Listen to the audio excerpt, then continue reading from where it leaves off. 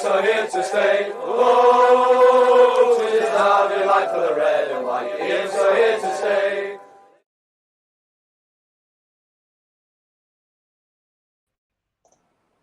Hello, everybody. Welcome to a super special Stacey West blog. Apologies for not having the official theme tune, but I don't have it on StreamYard, and both myself and my co-presenter Jake have kind of dropped into this straight after work. So literally finished and straight into work. Jake's having sheep problems. Yeah, no, we've adopted a couple of lambs from one of my dad's customers, and they're now big enough to get out of the pen that they're housed in, and one of them in particular, called Donna, after the kebab, is causing me a couple of problems by jumping out. So at any point I do rush off, it's purely because I have a sheep on the loose. You don't get that on any other football podcast. Jake has a sheep on the loose. Look, we're not here to talk about Jake's sheep, Donna, which I will pick up on in another podcast later on. We're here to talk about the appointment of Mark Kennedy as Lincoln City's head coach. Just a bit of background before we get into the discussion. Mark joins us on a 4-year deal. He's come here from a stint at Birmingham City, where he is assistant to Lee Bowyer. In the past, he has worked as a coach at Ipswich Town, at Manchester City, at Wolves. He's worked with a lot of notable names: Paul Jewell, Mick McCarthy. He's worked with Rob Edwards. Obviously, at Manchester City, he was on the same coaching staff as Lee Carsley, who's the England under-21 manager. As a player, he was very well known, certainly to people my age, not Jake's age. He's a baby, but he was the most expensive teenager in Britain at one point when he left Millwall from under Mick McCarthy to go to Liverpool, and Premier League promotion with Wolves around 2003 or 4 as well. So a bit of playing pedigree. Certainly got coaching pedigree, which I feel is more respected in football circles perhaps than it is by fans. But finally, an appointment has been made, Jake. Yeah, and look, it's not really been that long since Michael left the football club, really, is it? It's less than 2 weeks, and I think in the time that's since Michael's left, there's been maybe 5 favourites for the bookies to take over the job. But it's good to get it announced before pre-season, and the fact that we've got 11 weeks between now and the start of the season to really give Kennedy a time to get his feet under the carpet and speak to the staff, the players, and hopefully start building something and start settling in, and hopefully we can kick on next season. It might be another season of progression, which I'm sure a lot of fans will be happy with, but it's good that we've finally got a man in post, and looking forward to the start of the season. Yeah, I mean, obviously, I think having a man in place was hugely important. Certainly, kind of before the playoff final last summer, obviously, I think we suffered from being in the playoffs quite late on, and then not being able to plan whether we were in League One or whether we were in the Championship. And I think by Mark coming in, it is only the 12th of May, and usually by this point, we'd only be talking about playoff semi-finals. So for those who have worried that it's a late appointment, I don't think it is. I think there's the perception of it being a late appointment because we finished in April, because Michael went straight after the game. It was almost like season finished, Michael gone, and then it felt like there was a rush, and there isn't. The season does start early, albeit about a week early, so I don't think that's a major consideration as well. What were your first thoughts when you saw, first of all, that he was connected with the club and obviously appointed? Yeah, well, I won't lie, Gary. I was one of those that, given the fact that Stephen Bradley had just turned us down, allegedly, for this name to come out of nowhere, it sort of seemed that something might, the bookies might have known something. I've got friends who work in the Birmingham media department, and they are instantly.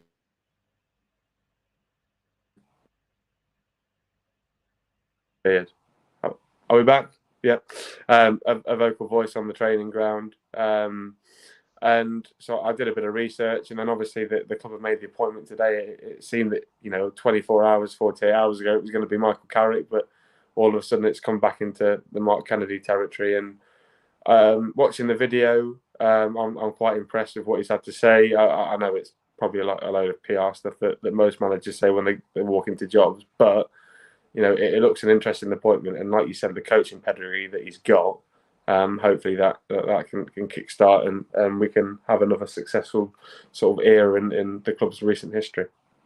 Yeah, Joe, I'm actually with you that when I first saw Mark Kennedy's name, and I did a really kind of light research on him. I didn't dig into it at all. I thought, this could be the beginning of the end for the positive era, because I still feel that we're in it. What started in 2016-17, I still feel we're on that ride. Last season it was consolidation, but the year before we were playoffs. So we're aspiring now to climb up the League One table, and eventually progress does slow. So I don't know if it's Jake we're losing or if it's me we're losing. But if people can comment if it's Jake or me, I don't know whose connection is what is dropping out. So I wasn't particularly excited when I saw his name. I don't know which people I would get excited about joining. Jake's gone, unfortunately, so it's just me at the moment. But I think since I've dug and since I've looked into it and since I understand kind of a little bit more about Mark Kennedy, he does fit the profile. And at the end of the day, anybody's kind of profile will either fit or won't fit, and we won't know that until results come in. Ian Foster or somebody like that could have been a massive fit. Michael Carrick could be. It's easy to say this is a bad appointment or a good appointment, but I think ultimately time will tell, results will tell. I think there are a lot of positives. I've really enjoyed listening to him talk. As you said, Jake, I watched his video earlier. Football, look, that was something we didn't have for periods last season, and what I'm hoping is that he'll work within the framework of the club. I think he said his football is aligned with what the club wants to play. We still want to play football on the floor. We still want to be attacking teams.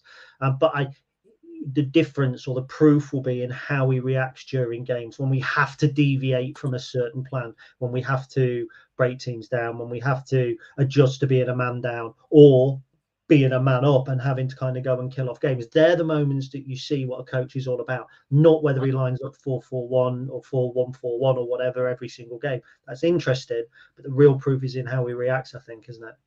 Yeah, I think you're right, and probably a lot of supporters were quite critical of the way that Appleton didn't make subs until quite late on in games, and effectively a lot of people thought that he had no plan B, which was fair enough, I suppose. Obviously the changing to the 3 at the back against Wednesday sort of suggested otherwise, but we're not here to get into an argument with Appleton in and Appleton outers. It, like you say, it's the manager wins his money when things aren't going so well, and you have to change it and find a solution. That's what a manager of any organisation outside of football is paid to do, and ultimately that'll be his job at the football club. You look at even the top managers in the world, Pep Guardiola and Jurgen Klopp, they have select styles of football that are aggressive and attacking. But when, especially when I watched the Real Madrid game at the Etihad a couple of weeks ago, Pep had to install another different brand of player because he realised that his brand wasn't working. And ultimately, they went sort of counter-attacking and managed to win the game. And Pep was rightly applauded for that. And it's those sort of moments, like you say, where if we're perhaps not winning against a team down the bottom of the league, what is Kennedy going to do to change that and put it in our favour? So, no, interested to see if he can bring this new attacking style of football, because we weren't known for scoring goals last season, but still excited to see what he can do and if he's tactically switched on and if he can make those changes quicker, see if we can have more time to impact the game.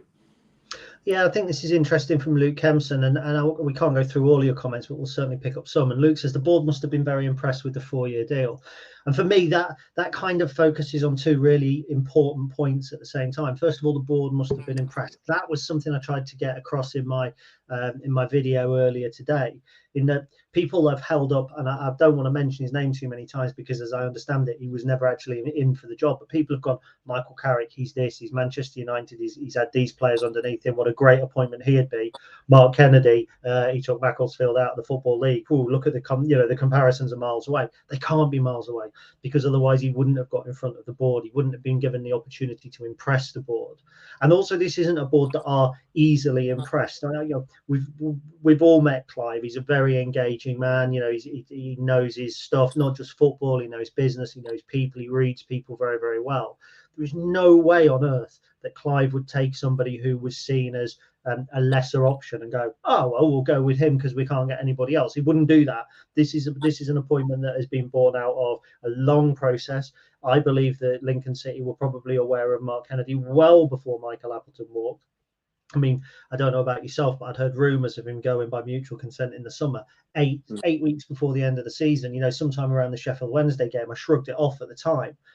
But if that was the case and those rumours were founded, which it appears to be, then they would know at the club. So this process will have been ongoing. And the fact that interviews were conducted very, very quickly after Michael left suggests to me that we had a shortlist in our mind.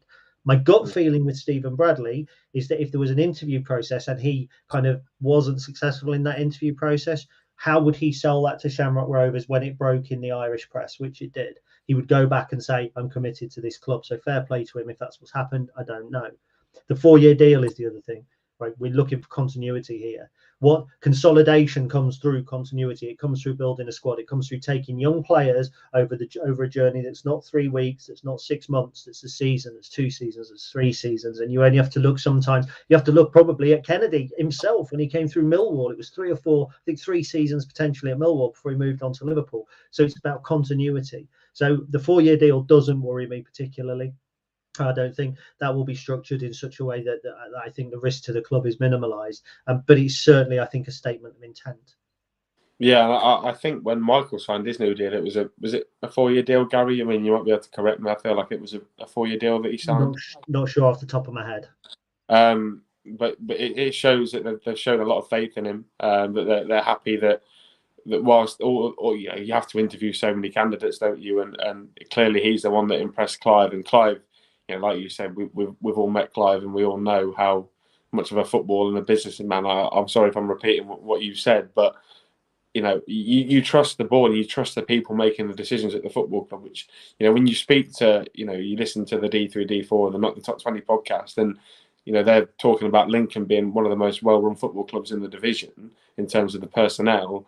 You know, you tend to have to trust the people who are making the decisions, and ultimately they've you know, stumbled on Kennedy, you know, like you say, with the rumours of Michael disappearing sort of 8 weeks before the start of the season. They would have had an idea and they would have drawn up a shortlist, and thankfully we've managed to get one over the line, and it looks to be a good appointment. Obviously, that the proof will be in the pudding, won't it? But no, excited to see where Kennedy can take us, and if he can, you know, use that 4-year deal as a sort of a block to see where he, you know, might have us by the end of the 4 years. I don't think he'll make a promise like Michael did when we did the live pod at the bank a few years ago, but progression would be over the 4 years to have us sort of towards the top end of League One. I think nobody would be moaning with that, would they? No, absolutely not. John Lennon there just confirming Appleton signed a 4-year deal on the 25th of February 2021. Yeah. He confirmed that after Ben said that it was for 2 years with an extension. So it was 2 years, and then we moved on with it. So I just also want to address, look, there's some criticism. I get that. Jake, if you've frozen again, by the way, I don't know if you're drinking or not. You might have frozen again. There's been some criticism. There's been some backlash. That's going to be it's kind of par for the course, I think, unfortunately. Whenever there's a new manager comes in, there will be people who question that. There will be people who kind of wonder whether we've made the right appointment. And one of the things that I've seen and heard today is the word underwhelming. I'm just really interested, and sorry that I'm assuming on my own. I'm just interested, and Sam Hart's picked up on it here. He says lots of negative comments on social media. What are your thoughts? Well, my first thoughts are I don't see lots, because I've muted most of the people who are just constantly negative and only kept kind of balanced people up. So I don't see as many. Underwhelming is one word that I've mentioned. I'm just really interested to know what would be overwhelming, what would be acceptable.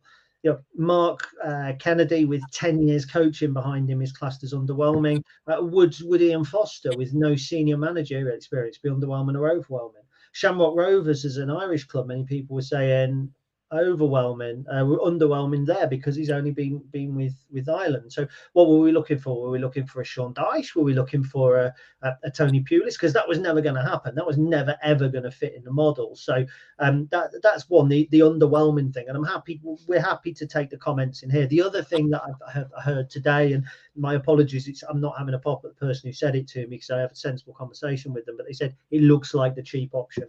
Now that is not the case at all. First of all, a cheap option does not get a 4-year deal. Absolutely no way whatsoever. He was coming to the end of his contract with Birmingham City, as I understand it, and obviously they kind of parted company today. So yes, there isn't a fee to pay, but would we have gone to Cheltenham or Cambridge and paid a fee to take Mark Bonner or to take Michael Duff when what we're actually looking for is our own Mark Bonner, our own Michael Duff? We're looking for somebody that we can go to, like our own Russell Martin or our own Neil Critchley, that comes in without the experience, seemingly without the experience of a manager, but comes in as able to affect the direction of the football club. So I mean, I'm not calling fans out for having an opinion. If you think it's underwhelming, if you think it's a cheap option, you're entitled to that opinion. But I just think that what we've got to do is back Mark Kennedy. I can see why he's been appointed. I trust implicitly in Clive. And I mean, I don't know, what do you think people expected, Jake, the ones that are kind of saying underwhelming? I apologise for freezing. I don't understand why I'm freezing. So we'll ignore that. But I think people will look at the stint that he had at Macclesfield purely as his only senior manager role, which rightly or wrongly people will do when they're looking in, new managers. People will say when we're signing a striker, oh, he only scored 4 goals in 30 games for so and so he's no good. So look, it's interesting. I can understand why people are uninspired. I mean, it's not great, but you have to consider the factors that surrounded Macclesfield at the time that he took the job. Obviously, they were under financial embargo. They had a points deduction. They weren't winning games anytime soon. So, for him, yes, he's lost 8 games, but still, even to win a game in those circumstances is in League Two, which is quite competitive, is still quite good going. So, underwhelming. Obviously, the lack of first team management will worry people, but sometimes you've got to give a chance to these people, haven't you, and see if you've got the next big thing, like you say, with Bonner and Duff. So I can understand why people might think it's uninspiring, but still, I think you've got to get behind him, like you say, and hopefully he can sort of take us to a level that Michael nearly did, but quite hasn't done as yet. Yeah, exactly. I think when we look there at John Leonard's comment, it's a great point. I was overwhelmed when Chris Sutton took the job, and that didn't turn out well. And the emphasis is in recent times is to fulfill the head coach role and develop younger players, which usually involves making an appointment who's less well known outside those who work in football.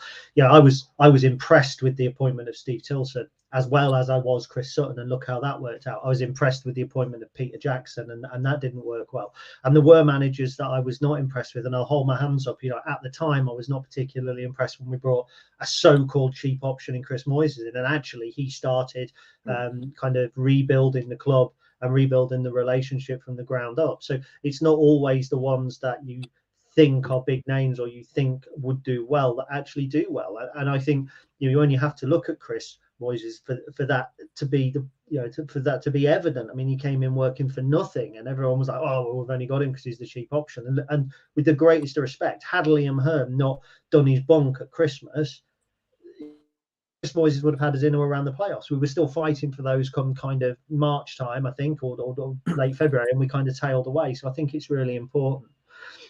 I just want to also pick up, Sam Hart said, we have a good relationship with some big clubs in higher divisions. Do you think Mark will be able to add to that to bring in young players on permanently or in loan? I like the fact that Sam has picked up there that we have those relationships already. We didn't need to bring somebody in, like people going, oh, if we get Michael Carrick, we can loan Man United youngsters. We are in a good position to loan Man United youngsters now. We've just had Luis Fiorini for a full season. The year before that, we had Morgan Rogers for half a season. We had TJ Omer from Spurs. We've had Brook Norton-Coffey. We've been borrowing Premier League players. And Dan Lunderloo, as bad as he may or may not have been in people's opinions, he was coveted Premier League young player who came to us. We signed Theo Eden, we signed Anthony Scully. So that's already in place. The point I think that Sam's kind of driving at as well is Mark Kennedy a person who is going to be as attractive to the relationships that we already have? My understanding is he has a very good relationship or a good reputation within football circles. And football circles and fan circles are very, very different. And it's the fan circles that say, let's bring in Steve Evans or Tony Pulis. And it's football circles who go, actually, Neil Critchley will be good at Blackpool, or Liam Manning will do well at MK Dons. So there we go. And finally, sorry, I will bring you back, Jake, in a minute. Charlie says, given the due diligence the board have with their appointments, I think Kennedy needs to be given the benefit of the doubt. He clearly wants the role, and surely that's a good thing. And that was quite interesting. He spoke about his frustration, didn't he? He can't meet the fans. He can't meet the players. I think actually that's a good thing, because he can sit and plan in quietness and then kind of spring his personality on people at a later date. Yeah, and I agree that, you know, sometimes when the manager's coming straight in, it's because the club are, you know, under some sort of turmoil. Often managers come in, don't they, when the club are at the low point, and you know, that's why they want to get straight on the grass. But I think that he's going to have to do a bit of planning given the poor season we had last year. And you know, yes, it's frustrating that we can't go out straight away and welcome him and do whatever, you know, the Central Bank crowd likes to do, but. I think it's going to be better for him because by the time we see him in person, we'll have so many players through the door. We'll have a sort of, you know, perhaps a set of new players, like I say, and it's going to be interesting. Yes, I can understand why he's frustrated, and I think we probably all are. But bringing him in at the time that we have, like you say, allows him to get comfortable and into the role where, you know, he'll get a chance to meet all the backroom staff, all the players. Potentially give players that we thought had no opportunity under Michael to really show their talent. And no, it's frustrating, but I think it's probably for the best. I don't know what you think, Gaz, but you know, the fact that we've not got him in for a while and we ain't got to see him in person might probably actually help him out. Yeah, well, I think my understanding is that he's had some time around the club. I mean, I don't think he's walked in today and he's brand new. I think he understands Lincoln City already, and the way he speaks certainly suggests that. Really interesting point you picked up on there about players who didn't thrive under Michael who might be given another chance. He managed Theo Archibald at Macclesfield, and Archibald earned rave reviews during his time at Macclesfield, hence his move to us. Could be a route back for him. I mean, Michael was certainly a manager who, if you fell out of favour, and never came back. And you only have to look at James Jones, I think, for that, Theo Archibald for that, Zach El-Bazedi for that, Sean Rowan, dare I say, kind of was in favour and disappeared completely.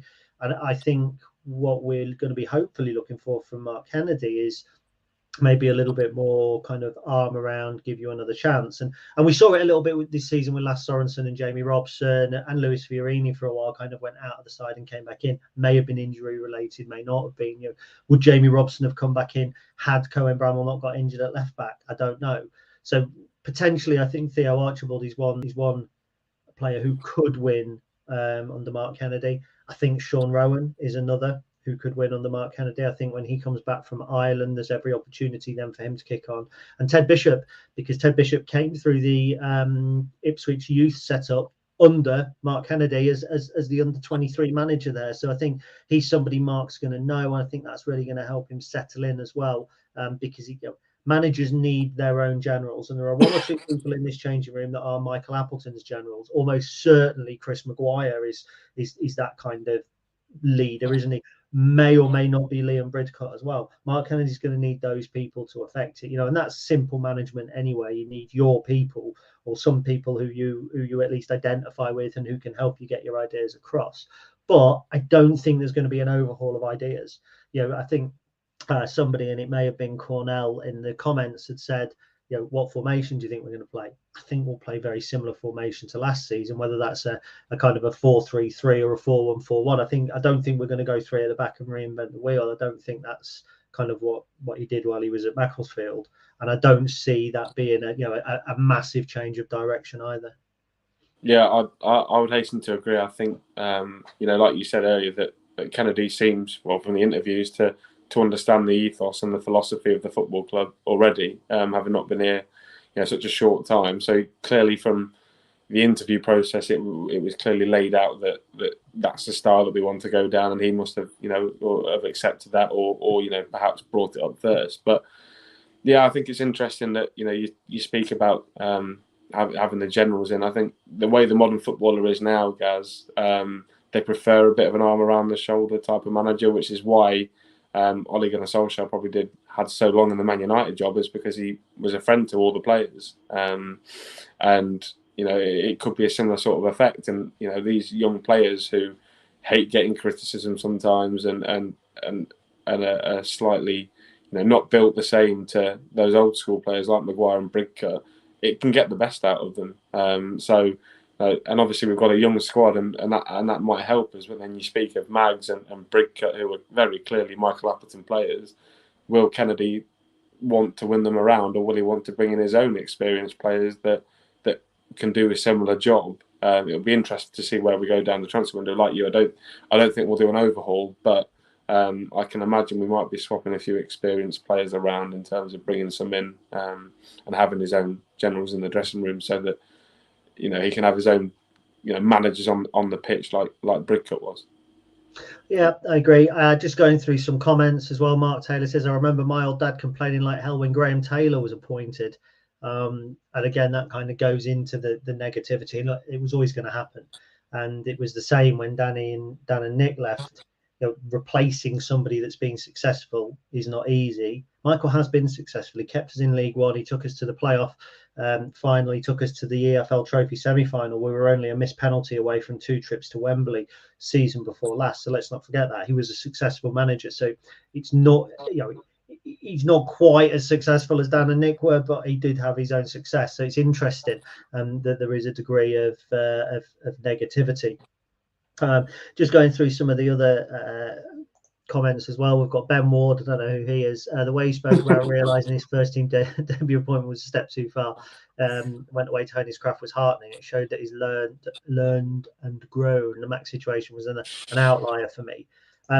Yeah, do you know what? I liked that as well. And I had a look at the video, and obviously he decided I'm a first team coach, but I need to go back and not start again as such, but work with different age groups. And I found his coaching journey quite interesting. I think those who take the time to look into that and listen to that video will probably see a different side to him.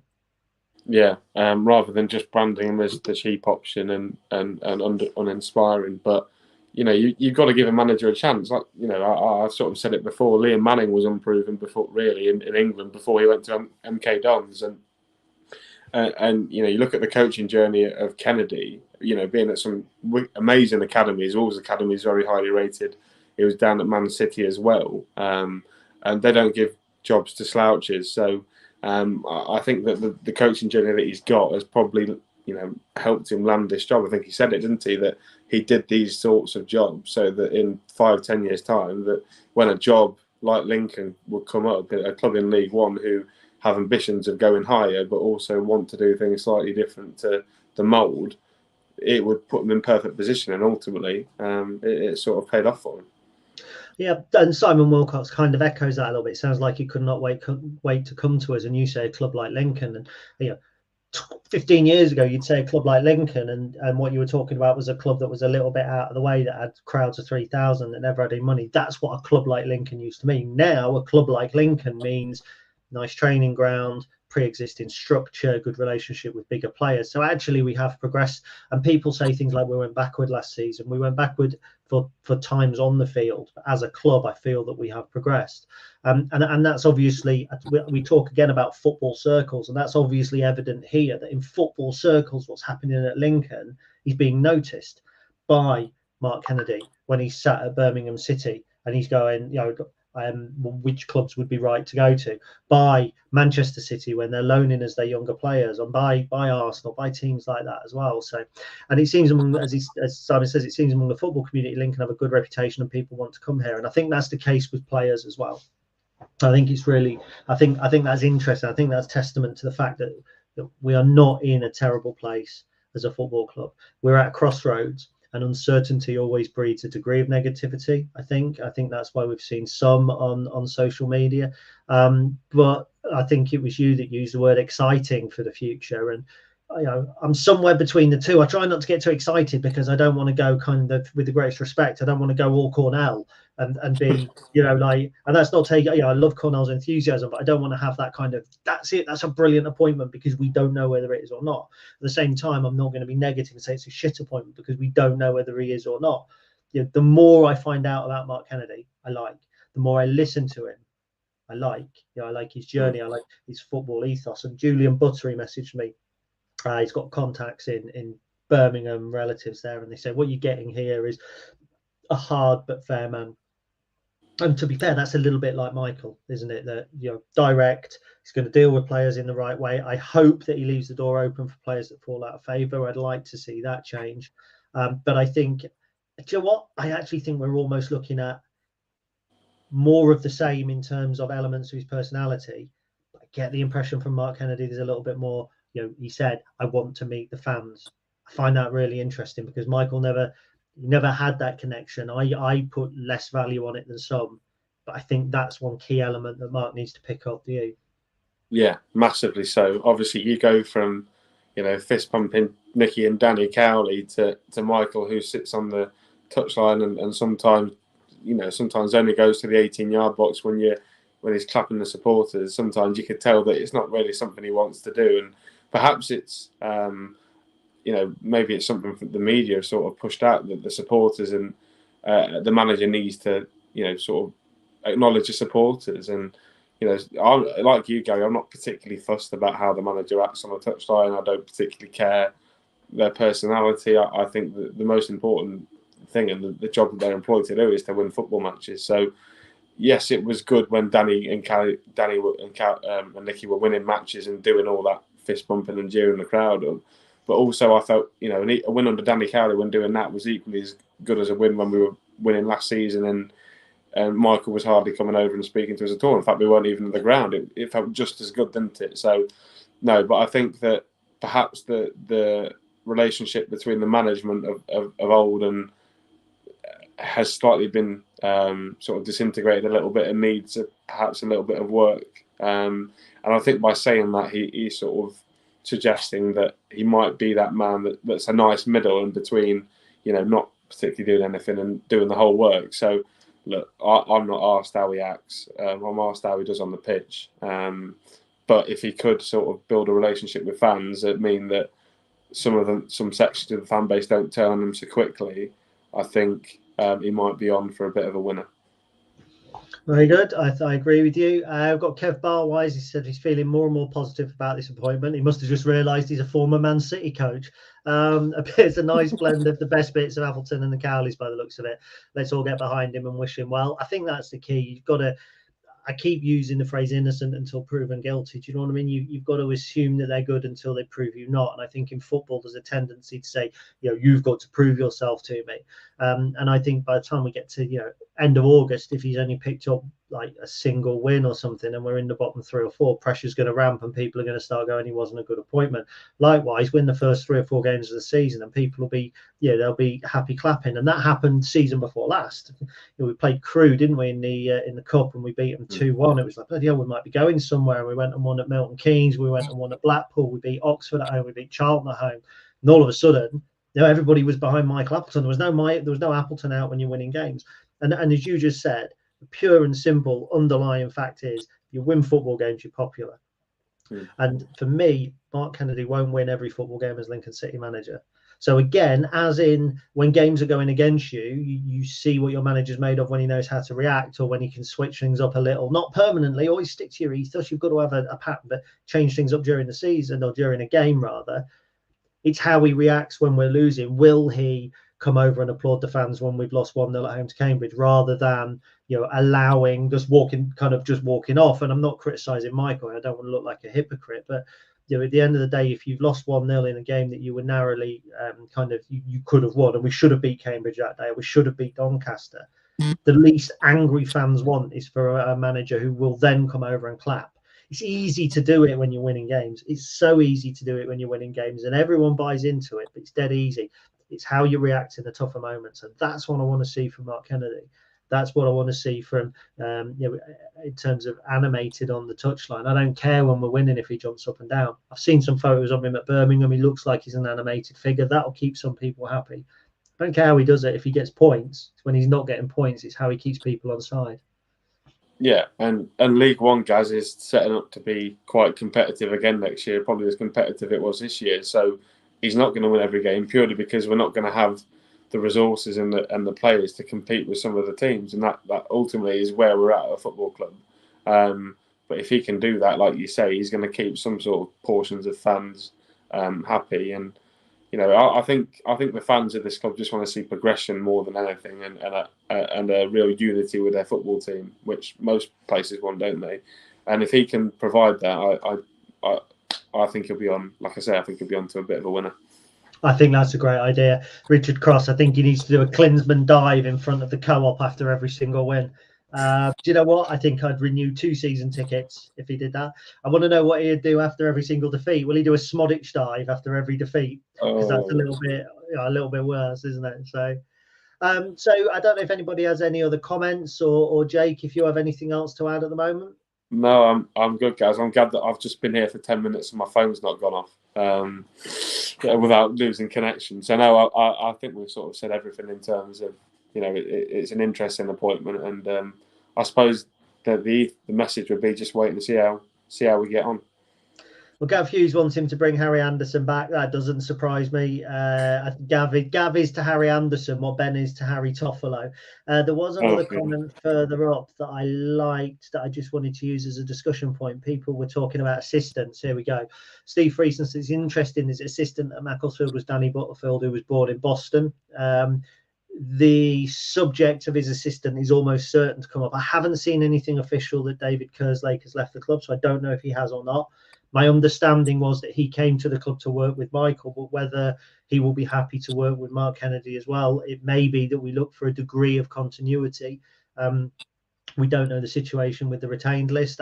There's not many names, I think, on the retained list in terms of being out of contract. And people are connecting John Marcus with Charlton, but it came from a journalist account that was started last month and had only tweeted twice, and that's made headlines. So, I think that tells you everything you need to know. I don't think we'll keep John Marquis. I don't think there are many players out of contract that we will be offering new deals to personally. If Michael had stayed, I think we would have kept Liam Bridcut. I'm not so sure now, unless the pathway is that Liam Bridcut works under Mark Kennedy. I don't know if there's a relationship there or what happens. I think it'll be quiet tomorrow, and then I think probably next week we'll expect things to start moving. I think that's where we are. Was that account EFL Hub, Gary? Was that account EFL Hub? No, it wasn't. It was an actual guy, Pete Burns Journo. I thought he was in that. What was that? You spin me right round, babe. Was that him? Wasn't that Pete Burns? Possibly. Gary, you're asking someone that's got no idea. Rob Evans says, why is there a 1992 calendar in your office? There isn't. It's actually a proper Cart of the Unstoppable Sex Machine calendar. And this month it's 30 years since the 1992 Love album was released. Hence, that's why it's up. So Ben Ward says, wasn't Danny Butterfield Nick Frost's character in Hot Fuzz? Don't know. Surprised that you've seen that, Ben. It's not a kid's cartoon. Richard Cross says maybe the assistant is going to be the lad from Gainsborough, Tom Shaw, because Tom's obviously left Gainsborough now.